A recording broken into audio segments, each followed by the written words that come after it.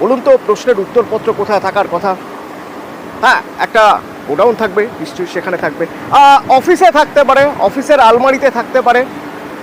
কিন্তু আরজিকরের প্রাক্তন অধ্যক্ষ সন্দীপ ঘোষের শালীর বাড়ি থেকে উত্তরপত্র মিলবে, কে কবে ভেবেছিল? মিলল।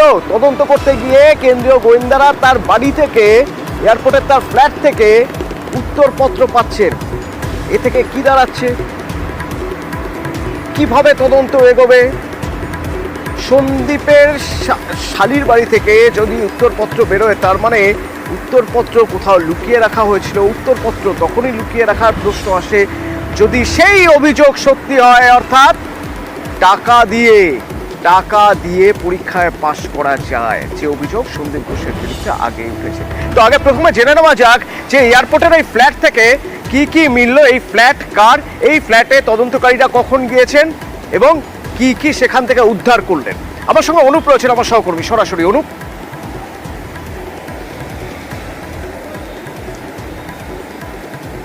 তো 6 সেপ্টেম্বর ইডির পক্ষ থেকে কিন্তু আরজিকর আর্থিক যে দুর্নীতি মামলা, সেই মামলায় কিন্তু তদন্ত শুরু করা হয়েছিল। পরবর্তী ক্ষেত্রে ইডির একাধিক যে তল্লাশি অভিযান চলে, তার মধ্যে উল্লেখযোগ্য এয়ারপোর্ট 1 নম্বরে, একেবারে 1 নম্বর এলাকায় যে সন্দীপ ঘোষ গ্রেপ্তার, তিনি যে সন্দীপ ঘোষ প্রাক্তন আরজিকর মেডিকেল কলেজে যিনি অধ্যক্ষ ছিলেন, এবং তার শালীর বাড়িতে যখন তল্লাশি করা হয়, সেখান থেকে কিন্তু বেশ কয়েক ঘন্টা ধরে তল্লাশি করা হয়। সকাল 7টা নাগাদ সেখানে ইডি আধিকারিকরা পৌঁছয়, 6 জনের প্রতিনিধি দল, সে কেন্দ্রীয় বাহিনীর সঙ্গে নিয়ে।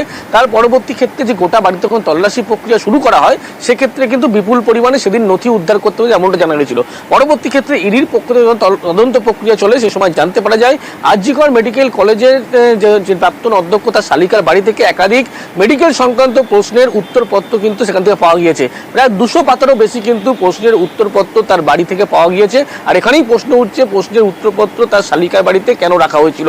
শুধু তাই নয়, জমির দলিল থেকে শুরু করে ফ্ল্যাটের একাধিক সম্পত্তির হদিশ মিলেছিল, এবং সরকারি যে টেন্ডার, আরজিকর মেডিকেল কলেজের সরকারি টেন্ডার, সেই টেন্ডারের একাধিক নথিপত্র তার বাড়ি থেকে পাওয়া গিয়েছে। এবং এখানেও প্রশ্ন উঠছে, সরকারি নথিপত্র তার শালিকার বাড়িতে কেন রাখা থাকবে? আর এর আগেই সন্দীপ ঘোষের বিরুদ্ধে কিন্তু নাম্বারে বেশি দিয়ে পাশ করানোর একটা অভিযোগ উঠেছিল, এবং সেখান থেকে কিন্তু ইতিমধ্যেই ভাবাচ্ছে যে একেবারে মেডিকেল সংক্রান্ত পরীক্ষার একাধিক প্রশ্নের উত্তরপত্র তার বাড়িতে।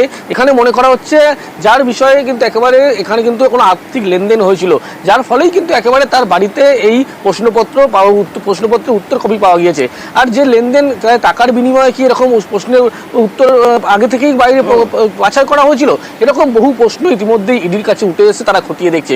যেহেতু ইডি তদন্তভার প্রক্রিয়া চালাচ্ছে, পরবর্তী ক্ষেত্রে সন্দীপ ঘোষকে তারা ইডি হেফাজতে নেবে, এবং নেওয়ার পরে কিন্তু তাকে জিজ্ঞাসাবাদ করে জানতে চায়, যেহেতু নাম্বার বাড়িয়ে দেওয়া, সেখানে টাকার আর্থিক লেনদেন থেকে শুরু করে একাধিক তথ্য উঠে আসছে, সেই কারণে সন্দীপ ঘোষকে জিজ্ঞাসাবাদ করেই কিন্তু রহস্যভেদ করতে ইডি আধিকারিকরা, যদিও এই শালিকার যে ফ্ল্যাট, সেই ফ্ল্যাট থেকে যে তথ্য বা যে সমস্ত নথি উদ্ধার হয়েছে, তার মধ্যে গুরুত্বপূর্ণ দুটি বিষয় তারা মনে করছে।